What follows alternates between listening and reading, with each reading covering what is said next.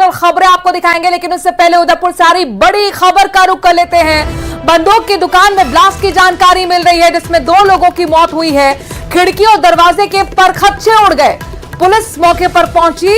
सवीना स्थित subsidy centre की घटना है, जहां पर जांच पड़ताल अब पुलिस कर रही है। आपको बता दें कि बंदूक की दुकान में ब्लास्ट की जानकारी उदयपुर से मिल रही है। इसमें 2 लोगों की मौत हो गई है। खिड़की और दरवाजों के परखच्चे ब्लास्ट के दौरान हो गए। हालांकि पुलिस मौके पर पहुंची है और जांच पड़ताल को तेज कर दिया गया है। सवीना स्थित सब्सिडी सेंटर की एक घटना है। कुछ देर में जो तस्वीरें आएंगी वो भी अपने दर्शकों को पहुंचाएंगे, लेकिन इस बीच ब्रेकिंग न्यूज, बड़ी खबर उदयपुर से, जहां पर बंदूक की दुकान में हुए ब्लास्ट में 2 लोगों की मौत हो गई। और स्पेशल रिपोर्ट में बात नीट यूजी की करते हैं। दरअसल नीट यूजी 2024 की परीक्षा में पेपर लीक के आरोपों से जुड़ी याचिका पर सुनवाई करते हुए सुप्रीम कोर्ट की ओर से बड़ा फैसला लिया गया है। सुप्रीम कोर्ट ने सुनवाई करते हुए नीट यूजी की परीक्षा कराने वाली एजेंसी यानी कि एनटीए को नोटिस जारी कर दिया है। इसके साथ ही सुप्रीम कोर्ट ने नीट काउंसलिंग पर रोक लगाने से इनकार कर दिया है। सुप्रीम कोर्ट ने जिस पेपर लीक मामले की सुनवाई की है वो रिजल्ट से पहले लगाई गई थी। अब इस मामले में अगली सुनवाई 8 जुलाई को होगी। सुप्रीम कोर्ट ने पहले से लंबे सभी याचिका को एक साथ तय किया है। कोर्ट ने कहा कि नीट परीक्षा की पवित्रता प्रभावित हुई है, इस पर एनटीए को जवाब देना होगा। और अब एनटीए को जो नोटिस जारी किया गया है उसके जवाब पर सभी की निगाह टिकी है, चूंकि 8 जुलाई को इसी जवाब पर अब सुनवाई होगी। बहुत महत्वपूर्ण होगा देखना कि सुप्रीम कोर्ट का क्या ऑब्जर्वेशन देता है, क्या निर्देश देता है। लेकिन आज अहम टिप्पणी साफ तौर पर कहा कि परीक्षा की जो पवित्रता है वो प्रभावित हुआ है, यानी कि कुल मिलाकर यहां पर जो आरोप लगाए जा रहे हैं उसको गंभीरता से सुप्रीम कोर्ट लेते हुए ये सुनवाई की और बड़ी टिप्पणी की। आपको बता दें कि लगातार जो एस्पिरेंट्स हैं या जो नीट यूजी में तमाम अभ्यर्थी बैठे थे वो सीधा आरोप एनटीए पर लगा रहे हैं धांधली का, और नए सिरे से इस परीक्षा को आयोजित करने की मांग की जा रही है।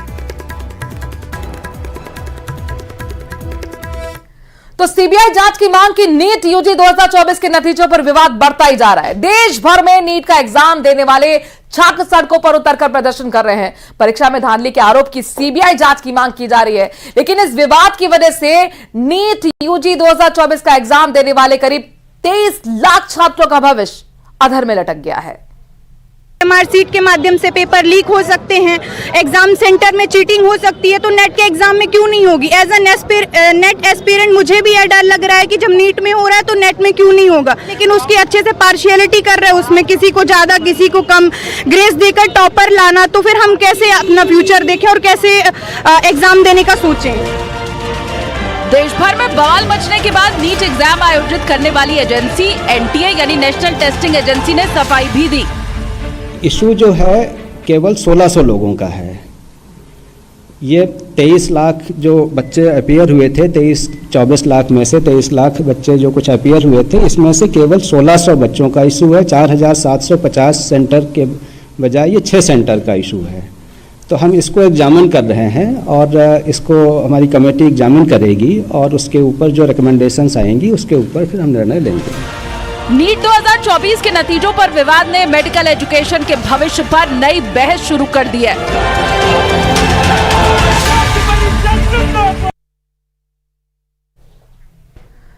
जम्मू के रियासी में जिस तरह से तीर्थयात्रियों को पाकिस्तान के आतंकियों ने मार गिराया है, उससे साबित हो गया है कि अब वक्त आ गया है कि एक बार फिर से पाकिस्तान में घुसकर आतंकियों के कैंप को तबाह किया जाए। इस बार आतंकियों ने वो कायराना हरकत की है जिसके बाद से पूरा देश अब बदले की मांग उठा रहा है।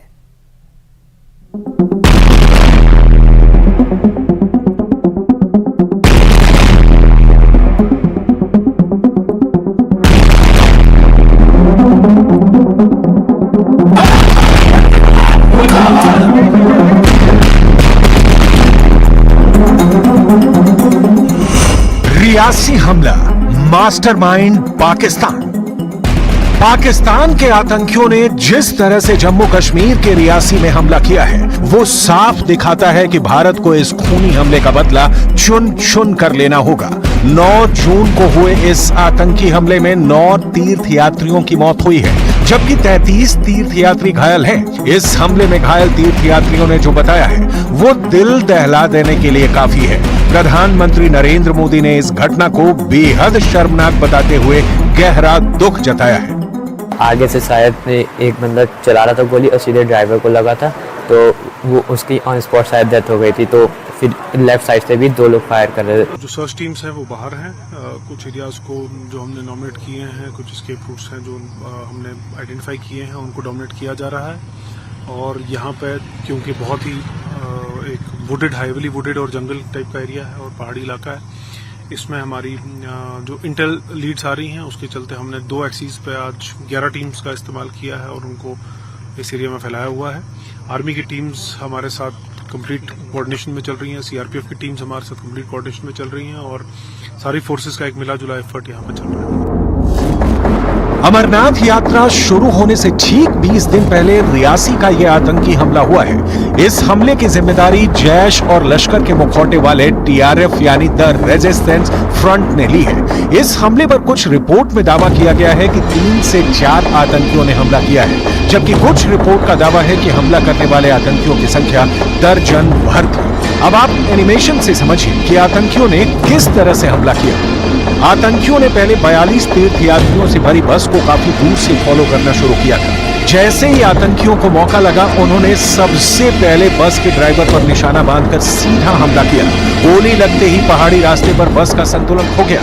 करीब 3 से 4 आतंकी लगातार बस पर अंधाधुंध हमले कर रहे थे, जबकि आतंकियों को कवर देने के लिए 2 से 3 आतंकी हमले से कुछ फासले पर पोजीशन लिए हुए खड़े थे। हैरानी की बात तो यह है कि जैसे ही बस खाई में गिरी, उसके बाद भी आतंकी बस पर अंधाधुंध हमला करते रहे, जिसकी वजह से 9 लोग मारे गए और 35 तीर्थयात्री घायल हुए।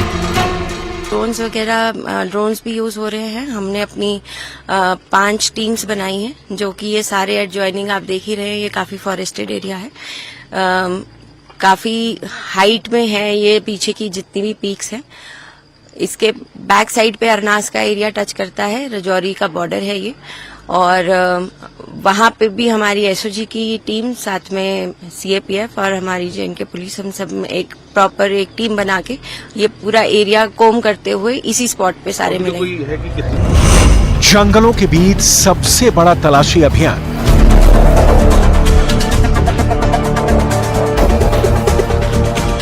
लश्कर के दरिंदों को तलाशने में जुटी टीम।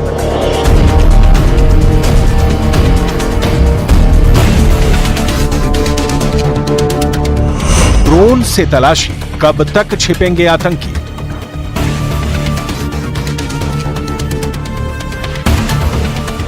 जम्मू कश्मीर के रियासी में जिस जगह पर आतंकियों ने वारदात को अंजाम दिया है, वहां सैकड़ों किलोमीटर के एरिया में विशाल जंगल है और अब इसी जंगल चप्पे को तलाशने के लिए ड्रोन का सहारा लिया जा रहा है। हम आपको हमले का पैटर्न दिखाते हैं जिसके जरिए आतंकियों ने हमला किया है। जानकारी के मुताबिक पाकिस्तान से आए टीआरएफ के आतंकी जम्मू कश्मीर के सांबा में घुसे, फिर राजौरी पहुंचे। यहां से आतंकियों ने रियासी में अपनी पोजीशन संभाल ली। जैसे ही तीर्थयात्रियों से भरी बस आतंकियों को दिखाई दी, उन्होंने तुरंत हमला कर दिया। हमला करने के बाद सभी आतंकी वापस रियासी से राजौरी की तरफ भाग गए। हमारे घर के हमारी औरत थी, हमारी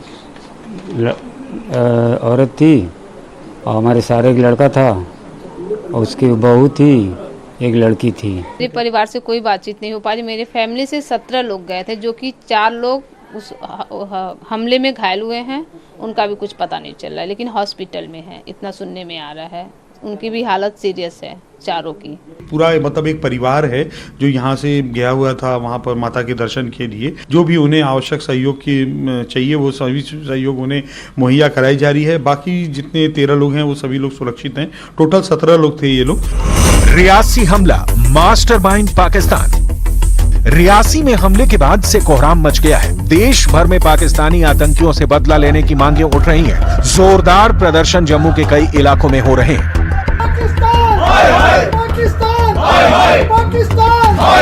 ये कहीं ना कहीं जो है ये लैक ऑफ कोऑर्डिनेशन की वजह से है और इंटरनल गद्दारों की वजह से है। ये इंटरनल गद्दार जो है वो समाज के अंदर छुपे हुए हैं, उनको रिसर्च करने की जरूरत है। You have seen this in Punch, you have seen this in Mender. It has not died. They are still there. It is not only election. I am afraid. I hope they take care of the Amarnath Yatra, that nothing like this happens. And I'll request every person of the state to see that that yatra goes peacefully. Jammu Kashmir के उपराज्यपाल मनोज सिन्हा ने घायलों से मिलने के बाद साफ कहा कि इस घटना की हर तह तक पहुंचेंगे और आतंकियों को किसी भी कीमत पर बख्शा नहीं जाएगा। जम्मू कश्मीर सरकार ने मृतकों को 10 लाख और घायल को 50,000 रुपए देने का ऐलान किया है। जो लोग भी जिम्मेदार हैं उन्हें बख्शा नहीं जाएगा। एक नापाक कोशिश हुई है कि जम्मू रीजन को भी किसी तरीके से टर्मोइल में लाया जाए और मुझे लगता है कि ये एक नापाक कोशिश है जिसे हर हाल में विफल किया जाए। ज्वाइंट ऑपरेशन पुलिस, सीआरपीएफ और आर्मी ने लॉन्च किया हुआ है। जो लोग भी इसके लिए जिम्मेदार हैं उनको निश्चित रूप से दंड मिले उसका प्रयास हो रहा है।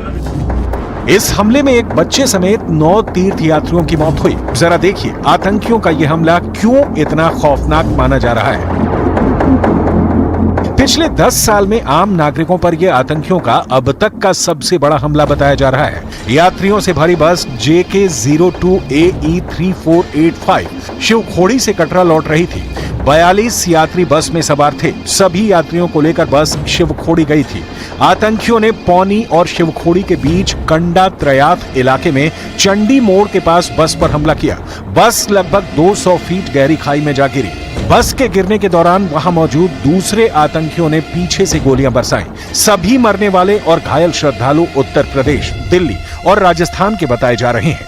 आतंकियों की तलाश में हाईटेक तकनीक के जरिए सुराग तक पहुंचने की कोशिश हो रही है। त्रिनेत्र अल्ट्रा ड्रोन भी इसी तलाशी अभियान में लगाया गया है। एनआईए की टीम घटनास्थल पर पहुंच चुकी है और जांच शुरू हो गई है। पाकिस्तान समर्थित जैश ए मोहम्मद और लश्कर ए तैयबा के इशारों पर काम करने वाले टीआरएफ ने इस हमले की जिम्मेदारी ली है।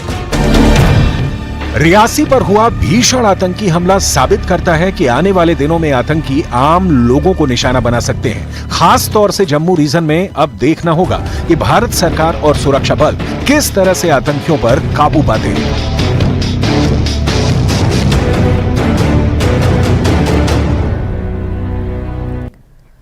बीते 10 सालों में सिविलियंस पर हुआ ये अब तक का सबसे बड़ा आतंकी हमला है। यही वजह है कि जांच एजेंसियां इस मामले में हर एंगल से खंगाल रही हैं। इस दौरान खुफिया एजेंसी के हाथ जो कुछ लगा है वो बेहद चौंकाने वाला है।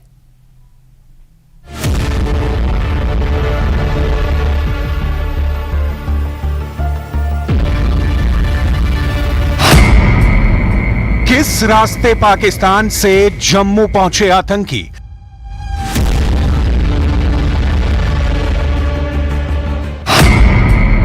कौन थे आतंकियों के मददगार?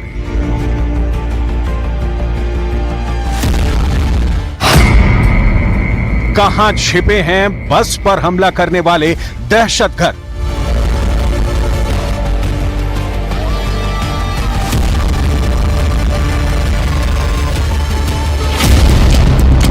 जो बीते 10 सालों में नहीं हुआ वो रियासी में तब हुआ जब श्रद्धालुओं से भरी बस शिवखोड़ी से कटरा जा रही थी। लेकिन सवाल उठता है कि आखिर सुरक्षा बलों की नजरों से बचकर कैसे इस वारदात को अंजाम दिया गया, क्योंकि ये वो रास्ता है जहां 24 घंटे संगीनों का पहरा रहता है।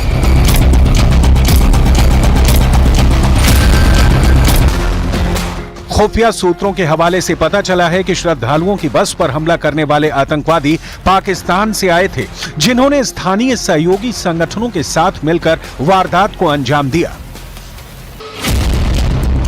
जानकारी के मुताबिक बीते दिनों सांबा बॉर्डर के जरिए 1 दर्जन पाकिस्तानी आतंकियों ने जम्मू में घुसपैठ की थी।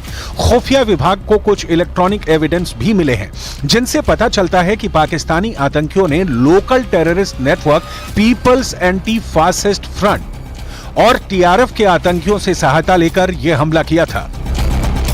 इस हमले में कुछ लोकल लोगों की भूमिका भी सामने आ रही है।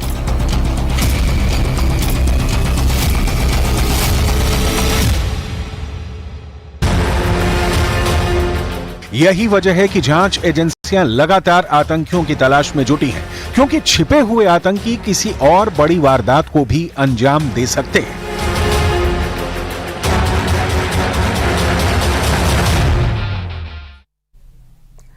छत्तीसगढ़ के बलौदा बाजार में हुई आगजनी का मामला तूल पकड़ता जा रहा है। सीएम विष्णुदेव साय ने उपद्रवियों के खिलाफ सख्त एक्शन लेने के निर्देश दिए हैं। साथ ही डीजीपी और मुख्य सचिव से भी इस मामले में रिपोर्ट तलब की गई है।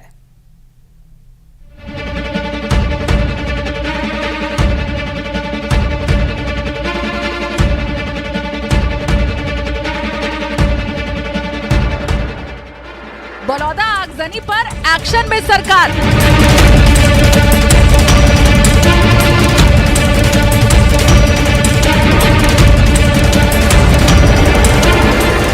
दोषियों के खिलाफ सख्त कार्रवाई की तैयारी।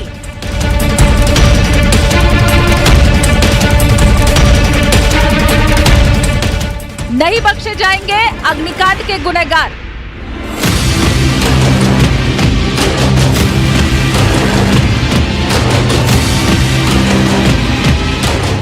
सिस्टम को हिला देने वाली इन तस्वीरों ने कई सवाल खड़े कर दिए हैं। आखिर कलेक्ट्रेट परिसर पर हमला करने वाली ये भीड़ कहां से आई? क्योंकि प्रदर्शनकारियों ने पथराव और आगजनी का सहारा लिया। क्या इन तस्वीरों की इनसाइड स्टोरी कुछ और है? इन्हीं सवालों के जवाब तलाशने के लिए छत्तीसगढ़ सरकार भी एक्शन में आ चुकी है। अब उन गुनहगारों को ढूंढ कर निकालने की तैयारी हो रही है, जिन्होंने न सिर्फ सरकारी संपत्ति को भारी नुकसान पहुंचाया, बल्कि आम लोगों की गाड़ी कमाई को भी आग के हवाले कर दिया।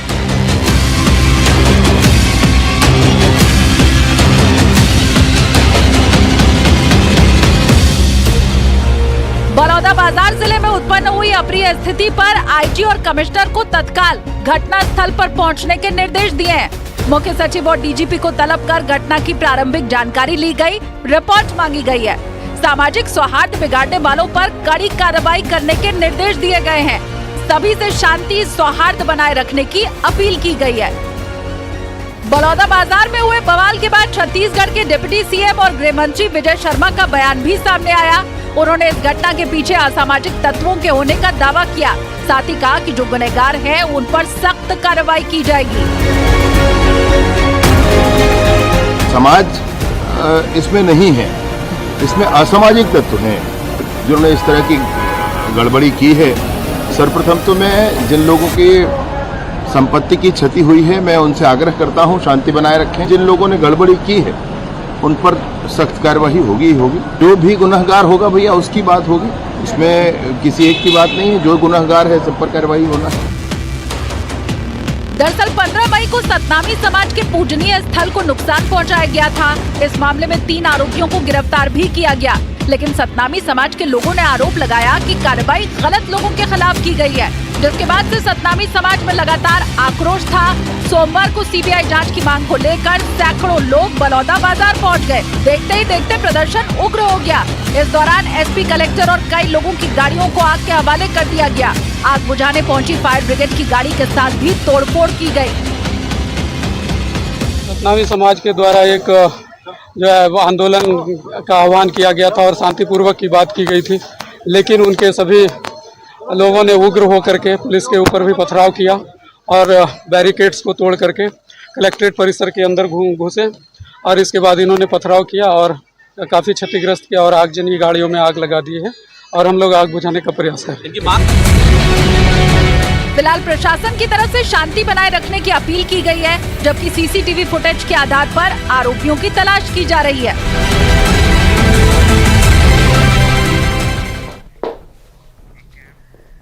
बात सीमा हैदर की करते हैं। दरअसल सीमा हैदर एक साल से भारत में रह रही है, लेकिन उसकी मुश्किलें कम होने का नाम नहीं ले रही। अब उसके पहले पति के वकील ने नेपाल में उसके खिलाफ केस दर्ज कर दिया है। तो क्या अब सीमा को नेपाल जाना होगा? ये रिपोर्ट देखिए।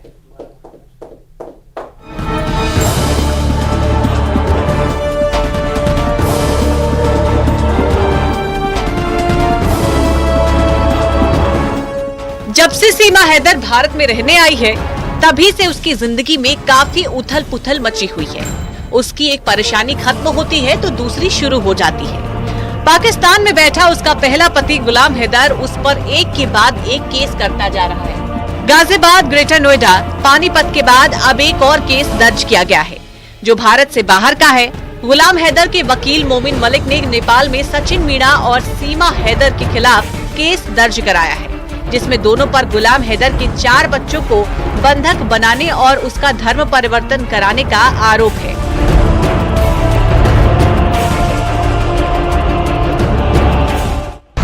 गौशाला पुलिस स्टेशन में और ह्यूमन ट्रैफिकिंग ब्यूरो में एक कंप्लेंट दी है सचिन मीना के खिलाफ, सीमा के खिलाफ, कि किस प्रकार गुलाम हैदर के 4 बच्चों को एयरपोर्ट एरिया से अपहरण करके इलीगल तरीके से भारत में एंट्री कराई गई, ह्यूमन ट्रैफिकिंग की गई और किस प्रकार उनको जबरदस्ती वहाँ पर बच्चों को डिटेन किया हुआ है और उनका धन परिवर्तन कराया जा रहा है। गुलाम हैदर के वकील ने नेपाल में मानव तस्करी विरोध ब्यूरो, गृह मंत्रालय, विदेश मंत्रालय को भी शिकायत भेजी है।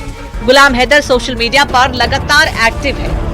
वो सीमा पर पूरी तरह हमलावर है। गुलाम यही चाहता है कि सीमा भी किसी तरह जेल की सलाखों के पीछे पहुंच जाए, इसलिए उसके वकील नेपाल भी पहुंच गए। नेपाल पुलिस इसकी इंक्वायरी करे, इसके लिए हमने और सचिन मीना पर एफआईआर दर्ज करे, सीमा पर एफआईआर दर्ज करें और इनको कस्टडी में लेकर जेल में भेजें, ये हमने कंप्लेंट दी है और बाकायदा इस कंप्लेंट की रिसीविंग हमें मिली है। तो हमें उम्मीद है नेपाल की पुलिस जल्दी इस पर बहुत बड़ी कार्रवाई करेगी, एफआईआर दर्ज करके इनको अरेस्ट करेगी और इनको नेपाल जेल में भेजने का काम करेगी और बच्चों को रिकवरी करने का काम करेगी। गुलाम हैदर सीमा और सचिन की शादी को नहीं मानता। ग्रेटर नोएडा की अदालत में दोनों की शादी की वैधता को चुनौती दी गई है। सीमा ने एक इंटरव्यू के दौरान कहा था कि उसे हिंदू धर्म अपना लिया है। ये भी दावा किया कि उसके बच्चों ने भी हिंदू धर्म अपना लिया है। नोएडा की सूरजपुर कोर्ट में 10 जून को सुनवाई होनी थी। गुलाम हैदर काफी दिनों से दावा कर रहा था कि उसने भारत के वीजा के लिए आवेदन किया है और 10 जून से पहले ही भारत आकर अदालत में हाजिरी लगाएगा। सीमा हैदर के खिलाफ पक्के सबूत कोर्ट में पेश करेगा, लेकिन 10 जून को सूरजपुर कोर्ट में ये सुनवाई नहीं हो पाई क्योंकि गुलाम हैदर पाकिस्तान से भारत नहीं आया। अब गुलाम हैदर के वकील मोमिन मलिक ने केस की सुनवाई के लिए अगली तारीख देने की अपील की है। इसके अलावा गुलाम के वकील ने सीमा के खिलाफ पानीपत में केस दर्ज करवाया है, जिसमें अदालत ने उसे 2 जुलाई को पेश होने को कहा है। जाहिर है कि सीमा की मुश्किलें लगातार बढ़ रही है। Bureau report, news 18। और इसी के साथ स्पेशल रिपोर्ट में आज के लिए इतना ही। आगे देखिए आपका फेवरेट शो मारो राजस्थान।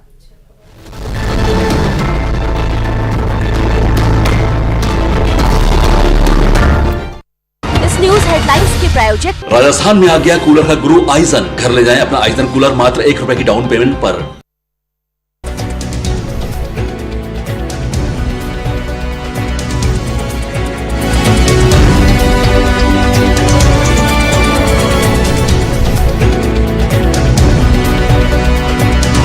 हेडलाइंस के प्रायोजक राजस्थान में आ गया कूलर का गुरु आइजन। घर ले जाएं अपना आइजन कूलर मात्र 1 रुपए की डाउन पेमेंट पर। जिम्मेदारी मिल चुकी है।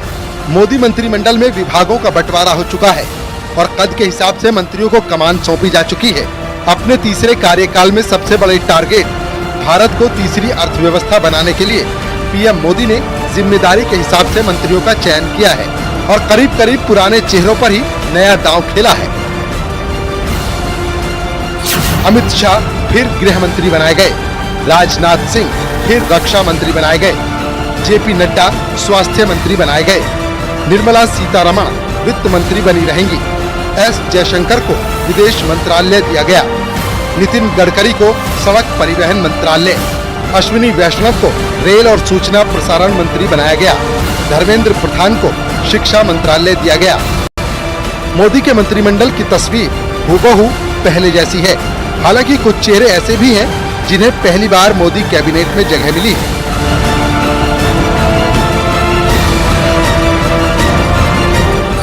शिवराज सिंह चौहान कृषि मंत्री बनाए गए, मनोहर लाल को ऊर्जा और शहरी विकास, जीतन राम मांझी को लघु और मध्यम उद्योग। मोदी की नई टीम बिल्कुल बैलेंस है। जहां कुछ विभागों के मंत्री बदले हैं तो कुछ को अलग जिम्मेदारी दी है। किरेन रिजिजू संसदीय कार्य मंत्री बनाए गए, पीयूष गोयल वाणिज्य मंत्री बनाए गए, अजय टम्टा सड़क परिवहन के राज्य मंत्री, हर्ष मल्होत्रा भी सड़क परिवहन राज्य मंत्री, श्रीपद नाइक को ऊर्जा राज्य मंत्री, तोखन साहू को आवास राज्य मंत्री बनाया गया, शोभा करंदलाजे को लघु और मध्यम उद्योग राज्य मंत्री, यानी मोदी की टीम अब पूरी तरह से तैयार हो चुकी है उस लक्ष्य को पाने के लिए जो पीएम मोदी ने रखा है। वो लक्ष्य है भारत को तीसरी सबसे बड़ी अर्थव्यवस्था बनाना और 2047 तक भारत को विकसित राष्ट्र बनाना। Bureau report, news 18।